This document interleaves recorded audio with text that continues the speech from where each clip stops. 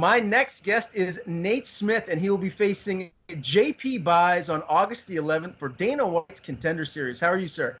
I'm doing great. I can't complain. And yourself? I'm good, and I really appreciate the time. I'm looking forward to watching you fighting in the Apex for your contract here coming up in under a month now. We'll dive into your career here in a second, but first, everything's been on hold because of this pandemic. Tell me, what have you been up to over the last 4 or 5 months, and how has it affected your training? Oh man, I it has affected my training a lot. So I have to utilize what I have.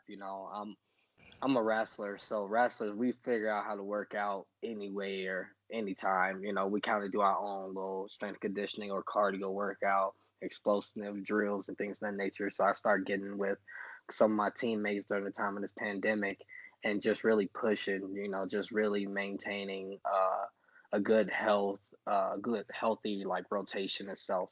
So other than that, it affected me. I gained a little bit more muscle mass over this quarantine. But other than that, honestly, everything's back in motion, just getting back into full gear, fully, not just quarterly.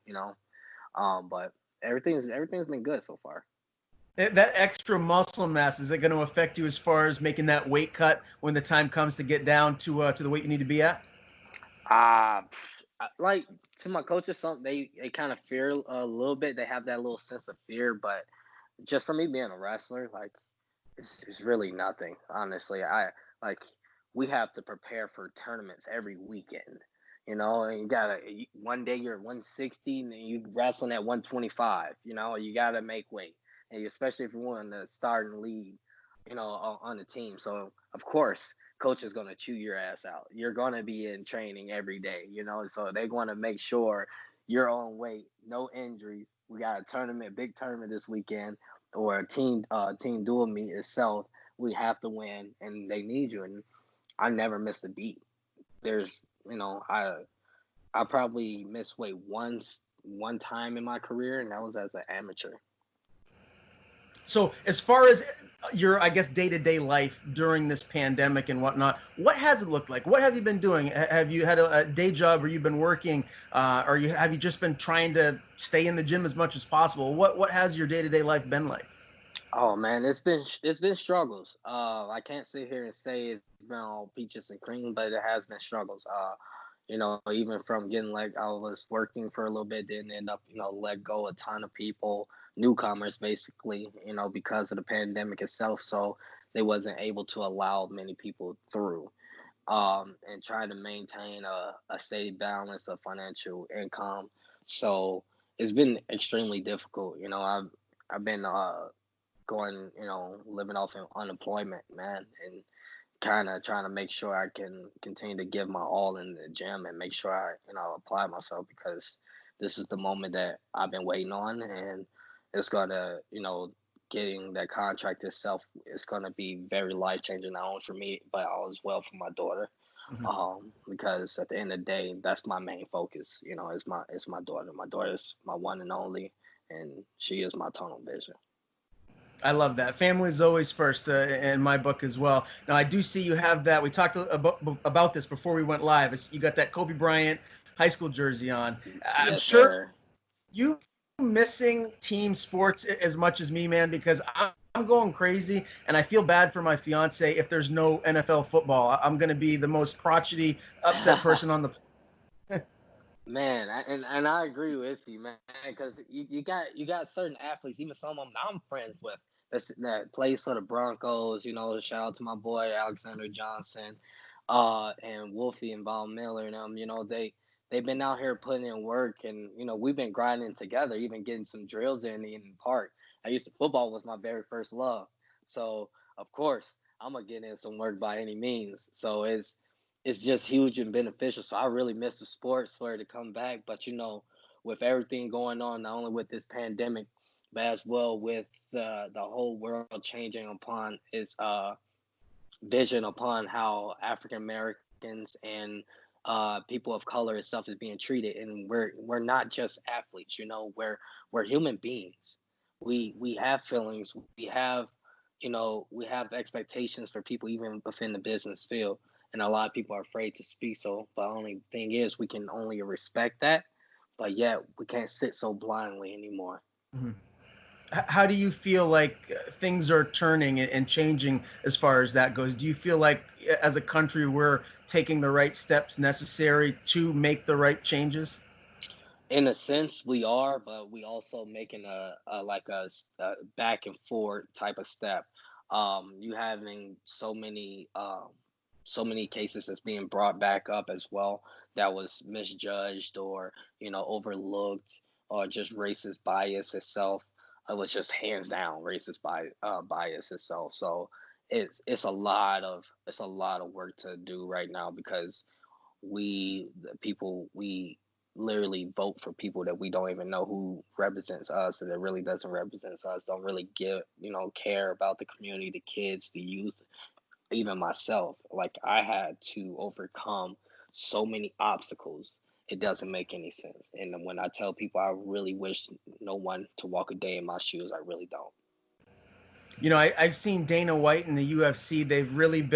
Uh, they've done some really good things as far as the BLM movement goes and everything, and that they've done the right things. They've said the right things. Does that make you proud to be on the doorstep of maybe getting a contract to the biggest mixed martial arts promotion in the world? Of course, because the simple fact, their staff is very multicultural, and then got different people from different places, and everyone with different personalities, and everyone is working together. That's peace, unity, and equal opportunity. And that's something that the BLM, and we represent. We That's all we want. But obviously, we got some stragglers. Every race has its bad eggs that doesn't want that, because they're afraid of change. So to get that opportunity to not only be on the doorstep, to end up working alongside with the UFC organization, alongside with Dana White and the rest of the faculty and staff, it's a huge honor, because they care, and it shows that there's an organization that cares about me. There's an organization that doesn't just see me as an athlete. They care about me inside the cage and outside the cage. Mhm. They care about the representation upon, when it comes to race, religion, and even gender, things in that nature. They care, and it shows. So, and it's not like a regular, it's like not a PR stunt. So, and trust me, I call people out. I'm the type of dude that like to call people out, because I'm not, no, you're not really for this. I can tell when you're not here for the right cause. And this company is there for the right cause. So I look forward to working with the organization. Is there a certain African American, I don't want to say celebrity, but just like public figure that maybe you look up to and you feel like is doing the right things as far as this movement goes, that maybe is kind of like someone that the rest of us could get behind and follow in their footsteps as to what they're doing? Oh man, so for me, being from the city of Chicago, I wouldn't say athlete wise. There's a individual who's a rapper named Chance the Rapper himself. Mhm. He gives back. He cares about the community. The man donated his own money to end up making sure the public schools, CPS public schools in Chicago, we get the right funding. The West Side and South Side schools, like, we had books dated back like early 2000s, and then it's even beyond that, that's outdated, not even updated information. Then you got some teachers that just didn't care, no matter what race. You got some people that just wasn't there for the right reasons. And man, when I mean, like, that individual gives back, I mess with him, man. Like, I've been listening to Chance the Rapper ever since he dropped his album Acid Rap. Before he ended up getting a little bit famous, even when he used to do shows by the Bean, and not many people know about that. So if you're a true Chance the Rapper fan, you'll know about that. But the man, he gives back, and he's definitely a person I look up to as well, as setting a perfect example for our youth. And I hope to be considered with alongside of that, because I influence a lot of young kids even to get out, because just to make it out is a huge, huge win. Huge win. Who's the greatest rapper of all time? Oh, you gonna put me on blast like that?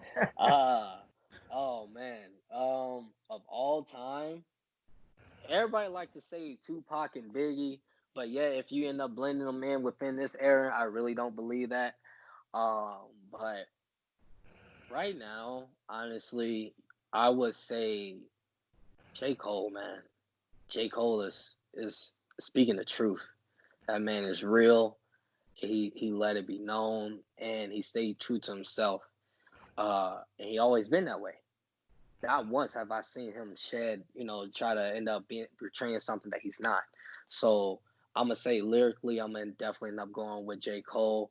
And then obviously there's other rappers I mess with that kind of on the aggressive side. Kind of I have similar personalities too, but like the baby himself from Charlotte, but that man speaks the truth as well. May not like how he says certain things, but yet he's telling the story. He's telling what's real. And there's a lot of people that don't understand when somebody's being real with them and when they're being fake. So when I be real with you and be honest with you, don't take it as if I'm being rude or unkind. This is me caring, because if I didn't care, I would be like the rest of your friends that just be smiling and I'd be like, yeah, even though I say this is a stupid idea, like yeah. But so those are the kind of rappers I mess with.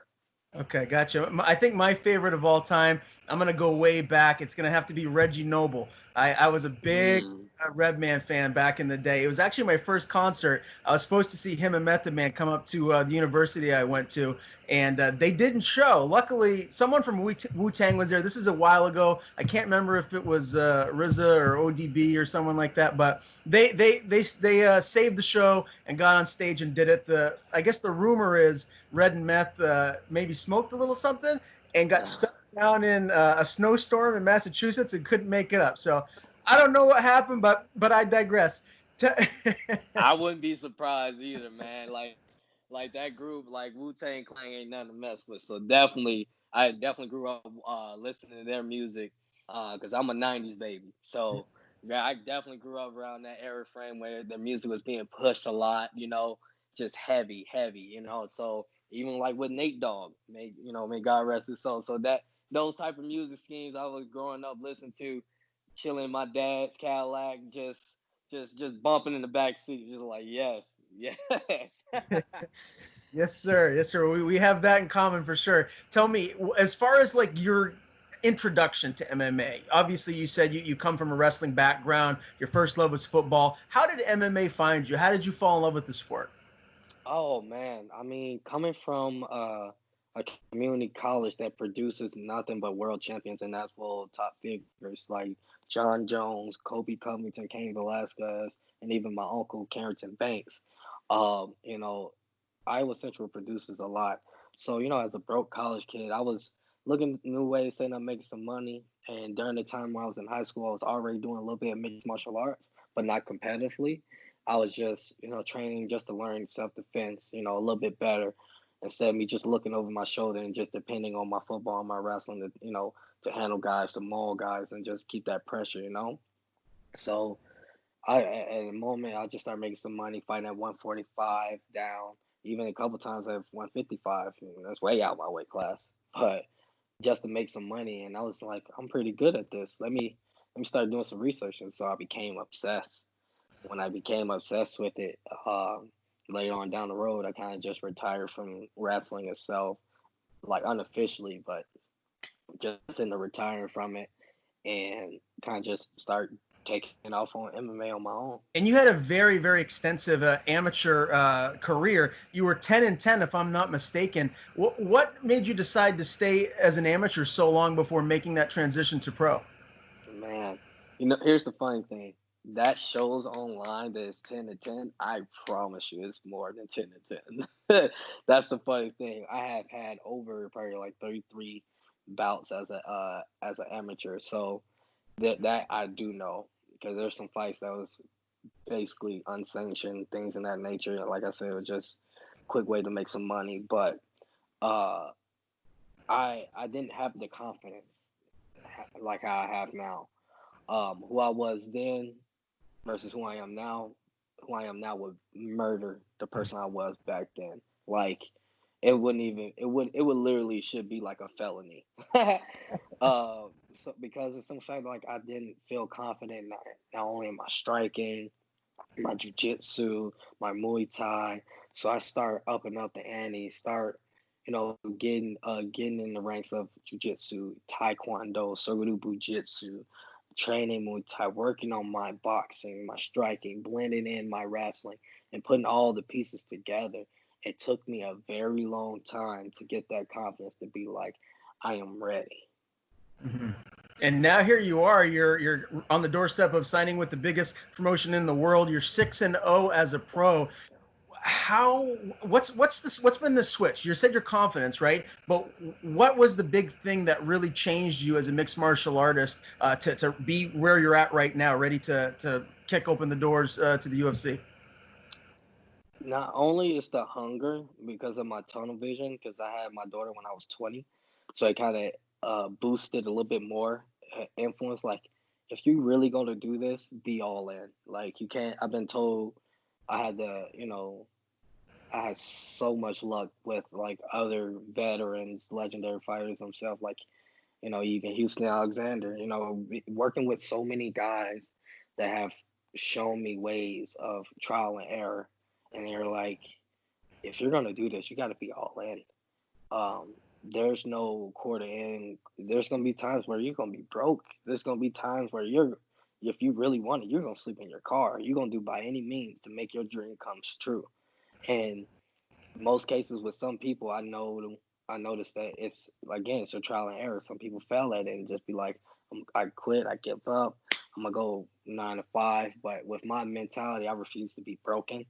So I've always been like that since college, even high school actually. I refuse to be broken, so I felt like this was something challenging me not only intelligently, mentally, and spiritually, but also physically. So I was like, I refuse to be broken, so I'm not giving up, and I'm a really push. 20 years later, boom, I have a daughter. All right, cool. All right, so now I have a mouth to feed. Not only that, I can still work my regular 9 to 5, little side job. Ain't no wrong with that, just to provide. But as well, I'm not giving up on my dreams. What kind of example would I be to set for my daughter to be like, hey, if you have a dream, give up on it because if it don't work, that's not how that works. Put your all into it until you know for a fact that you cannot do it. If it doesn't work out for you, that's fine. You can leave it where it is with no regrets, knowing you gave your all. You 100% gave your full effort, no matter what part of the MMA world.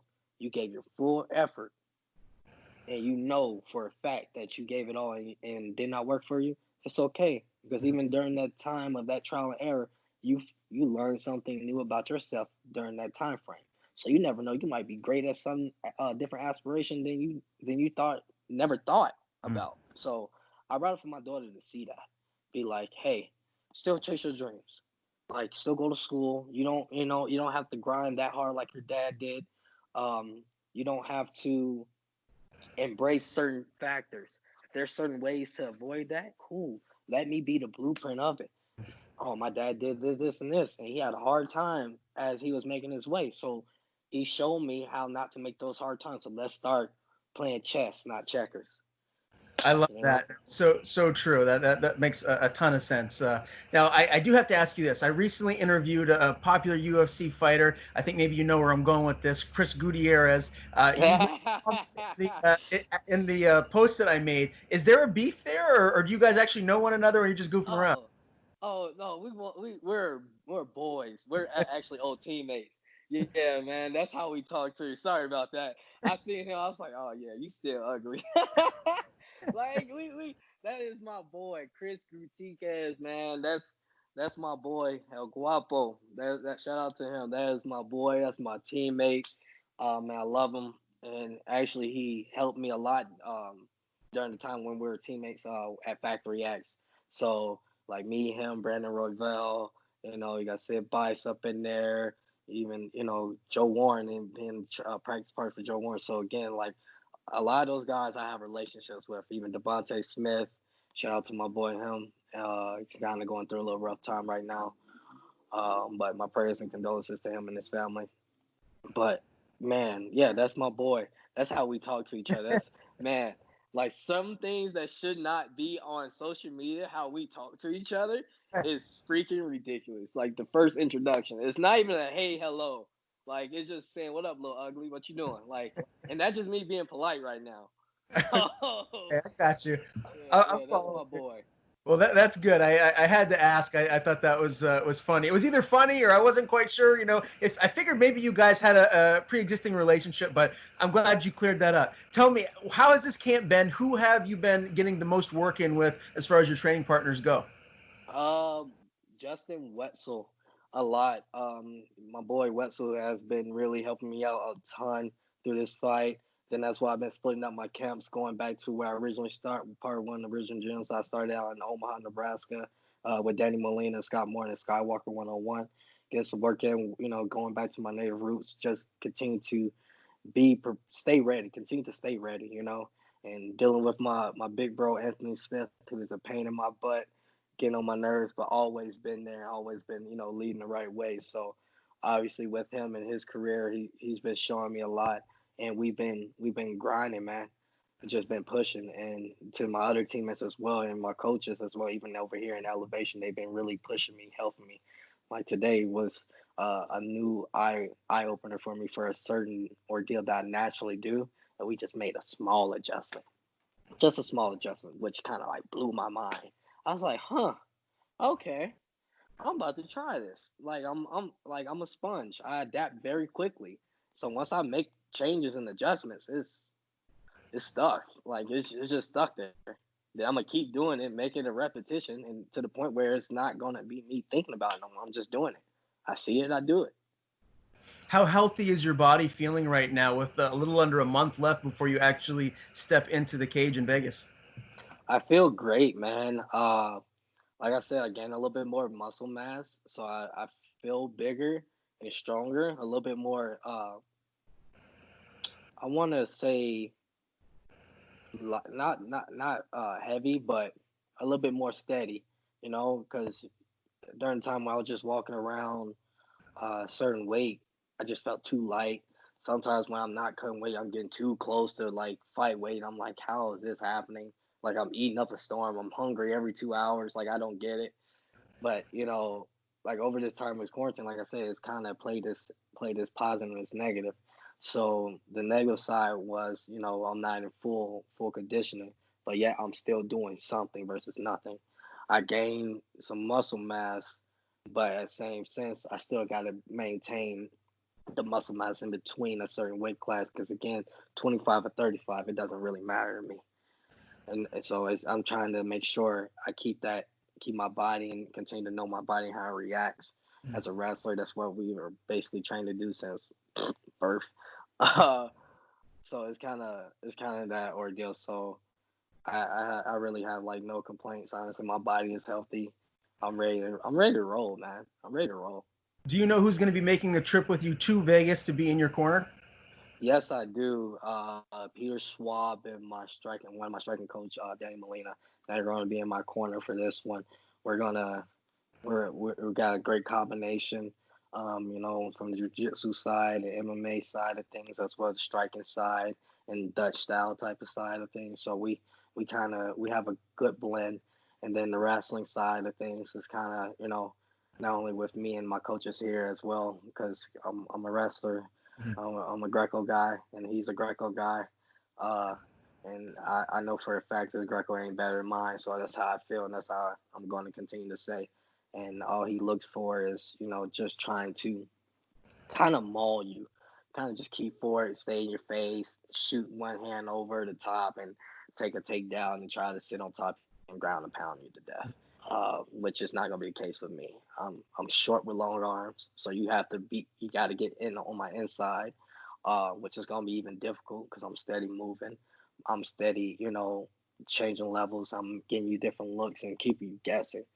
Where people fail to realize, and I keep saying this, and even in previous interviews, even post-fight interviews itself, I change every fight. So even watching old fight film on me will not help you, because if I figure out a way how to beat me before you, then I promise you, you won't have I won't have no no excuse. There's nothing.